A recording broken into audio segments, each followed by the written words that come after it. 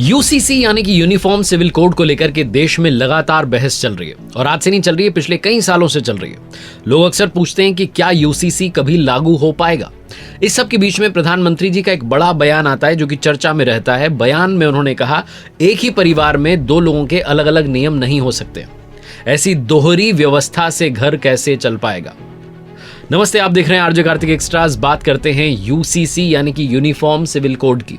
इसका मतलब है भारत में रहने वाले हर सिटीजन के लिए एक समान कानून हो, चाहे वो किसी भी धर्म का हो, जाति का ही क्यों ना हो।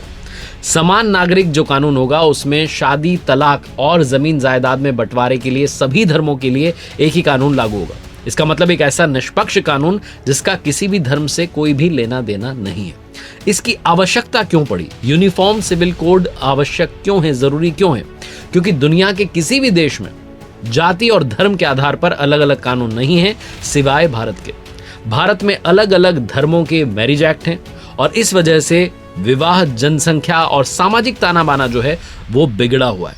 इसीलिए हमारे देश के कानून को एक ऐसी यूनिफॉर्मिटी की जरूरत है जो सभी धर्म, जाति, वर्ग और संप्रदाय को एक सिस्टम में लेकर के आ जाए। इसके साथ जब तक देश के संविधान में सुधार नहीं होगा तब तक भारत का सेक्युलर जो कहा जाता है, धर्म निरपेक्ष हमें, पंथ निरपेक्ष हमें, उसका अर्थ भी स्पष्ट तौर पे नजर नहीं आएगा। अलग अलग धर्मों के कानून से जुडिशरी पर भी बोझ पड़ता है। इस परेशानी से भी जो है सोल्यूशन मिलेगा और जो पेंडिंग केसेस हैं वो भी जल्दी सॉल्व होंगे। शादी, तलाक, गोद लेना और जायदाद के बंटवारे के जो कानून है वो सबके लिए एक जैसे हो जाएंगे तो फिर जल्दी जो है सुनवाई होगी। अभी बहुत अलग अलग कानून बने हुए हैं और उसकी वजह से जुडिशरी को भी बहुत सारी दिक्कतों का सामना करना पड़ता है। यूसीसी के लागू होने से एक और बड़ा फायदा होगा, वो होगा विमेन एम्पावरमेंट का। महिलाओं की स्थिति सुधर जाएगी। यूनिफॉर्म सिविल कोड अगर लागू होता है तो महिलाओं की स्थिति सुधरेगी, क्योंकि कुछ धर्मों के जो कानून हैं उनमें महिलाओं के अधिकार सीमित हैं। महिलाओं का अपने पिता की संपत्ति पर अधिकार और गोद लेने जैसे मामलों में भी एक समान कानून जो है, नियम जो है वो लागू हो जाएगा। लेकिन यूनिफॉर्म सिविल कोड का विरोध क्यों किया जा रहा है? तो लोग ये कह रहे हैं कि ये सभी धर्मों पर हिंदू कानून थोपने जैसा है, जबकि इसका जो मकसद है, उद्देश्य है, वो ये है कि सभी धर्मों को, सभी को समान नजर से देखा जाए और सभी को जस्टिस मिले, यानी कि न्याय मिले। कहा जा रहा है अलग अलग धर्मों के जो गुरु हैं उनकी तरफ से कि हर धर्म की अपनी मान्यता होती है, आस्थाएं होती हैं, ऐसे में उन्हें इग्नोर नहीं करना चाहिए। दुनिया के किन देशों में यूनिफॉर्म सिविल कोड है वो भी आपको बताता हूं। इंडिया में चाहे इसको लेकर के बड़ी बहस हो रही हो, लेकिन पाकिस्तान, बांग्लादेश, मलेशिया, तुर्की, इंडोनेशिया, सूडान और इजिप्ट जैसी कई कंट्रीज हैं जहां पर कि यूसीसी यूनिफॉर्म सिविल कोड लागू किया जा चुका है। कहा यह जा रहा है कि यूनिफॉर्म सिविल कोड के लागू होने से मुस्लिम कम्युनिटी पर बड़ा असर पड़ेगा, लेकिन और भी कारण है जिसकी वजह से हिंदू भी यूनिफॉर्म सिविल कोड का विरोध कर रहे हैं। एक कारण है कि क्या हिंदू अनडिवाइडेड फैमिली यानी कि HUF जो है वो एक्ट खत्म हो जाएगा। हिंदू अनडिवाइडेड फैमिली एक्ट, हमारे देश में जब अर्बनाइजेशन नहीं हुआ था तो जॉइंट फैमिली का कल्चर था। कई सारी पीढ़ियां एक ही छत के नीचे भोजन करती थी, रहती थी, पूजा स्थल को साझा करती थी, जॉइंट फैमिली को रिप्रेजेंट करती थी। ऐसी फैमिलीज जिनके पास में कोई ना कोई बिजनेस होता था, उस फैमिली के जो मेंबर्स थे वो मिलकर के उस बिजनेस को एक यूनिट के रूप में चला रहे होते थे। इसे ही कहा गया हिंदू अनडिवाइडेड फैमिली यानी कि HUF एक्ट। और इनकम टैक्स एक्ट जो है 1961, उसके तहत भी HUF को टैक्स में छूट मिलती है। हिंदू लॉ के तहत हिंदू, सिख, बौद्ध और जैन जो हैं ये HUF के दायरे में आते हैं और कुछ लोगों को लग रहा है कि अगर यूसीसी लागू हो जाता है तो ये HUF जो है ये खत्म हो जाएगा। दूसरा बड़ा सवाल जो कि यूसीसी को लेकर के उठ रहा है वो है कि दूसरे धर्मों में शादी करने वाले कानून, स्पेशल मैरिज एक्ट का क्या होगा। 1954 में एक मैरिज एक्ट आया, स्पेशल मैरिज एक्ट, जो किसी भी व्यक्ति को दूसरे धर्म या जाति के व्यक्ति से शादी करने की परमिशन देता है। यह एक्ट दो अलग अलग धर्मों और जातियों के लोगों को अपनी शादी को रजिस्टर्ड कराने और मान्यता देने के लिए बनाया गया है।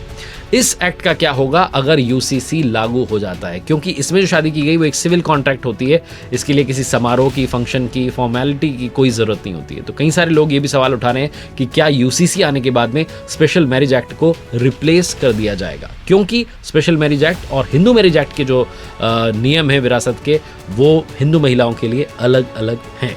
तीसरा सवाल उठ रहा है शेड्यूल्ड ट्राइब्स की तरफ से। वो कह रहे हैं कि हमारे रीति रिवाजों का, धार्मिक प्रथाओं का क्या होगा।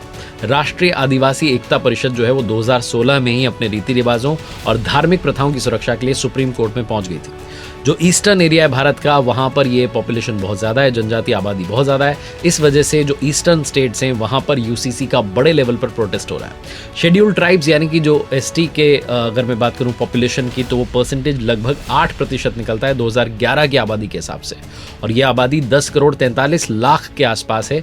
भारत में 705 आदिवासी समुदाय हैं, शेड्यूल्ड ट्राइब्स हैं। और कुछ जो प्रथाएं हैं उसमें ये भी प्रथा है कि एक पुरुष एक साथ एक से अधिक महिलाओं से विवाह कर सकता है, या एक महिला की एक से अधिक पुरुषों से शादी हो सकती है। तो ऐसी जो प्रथाएं हैं या बाकी जो रीति रिवाज हैं, उनका क्या होगा अगर यूसीसी लागू हो जाता है। एक और कारण जिसकी वजह से यूसीसी का प्रोटेस्ट किया जा रहा है, साउथ इंडिया की अगर बात करें, दक्षिण भारत के हिस्सों की बात करें, हिंदू परिवारों में रिश्तेदारों के बीच में होने वाली शादियां क्या नहीं हो पाएंगी। अगर समझें थोड़ा आंकड़ों के हिसाब से, तो 2015-16 के सरकारी आंकड़े बताते हैं कि तमिलनाडु में 10.5% महिलाएं अपने पिता की साइड के फर्स्ट कजिन से, और 13.2% अपनी माँ की साइड के फर्स्ट कजिन से, और 3.5% महिलाएं अपने अंकल से शादी करती हैं, जो कजिन्स में शादी होती है। तो ये कहा जा रहा है कि अगर यूसीसी लागू होता है तो क्या ये प्रथा भी बंद हो जाएगी।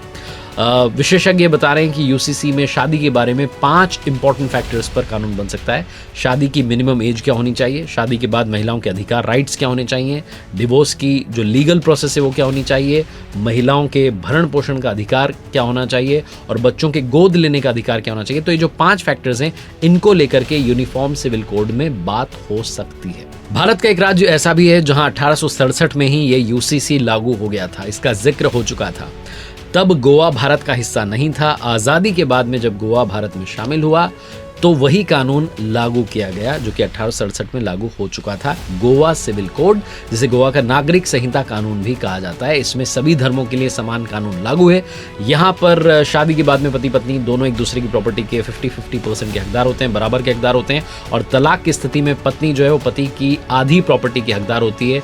माँ बाप को अपने बच्चों को अपनी प्रॉपर्टी में से आधी प्रॉपर्टी करनी पड़ती है, यानी कि जितना अधिकार बेटों को मिल रहा है उतना ही बेटियों को भी मिलेगा। शादी की बात करें तो गोवा में आप किसी भी धर्म से हो, एक से ज्यादा शादी बिना पहली पत्नी को कानूनन तलाक दिए आप नहीं कर सकते हैं। टैक्स की बात करें तो गोवा में हस्बैंड वाइफ दोनों की कमाई को जोड़ करके इनकम टैक्स लगाया जाता है। तो यूसीसी के बारे में बहुत डिटेल में मैंने आपको एक्सप्लेन किया। लागू क्यों नहीं हो पा रहा है, उसका सबसे बड़ा कारण यही है कि हमारे देश में विविधता है, बहुत सारे धर्म हैं, पंथ है, जातियां हैं, बहुत सारे रीति रिवाज हैं, और उनके विरोध अब तक यूसीसी के आड़े आ रहे हैं। देखते रहिए आरजे कार्तिक एक्स्ट्राज ऐसी ट्रेंडिंग बातों के लिए।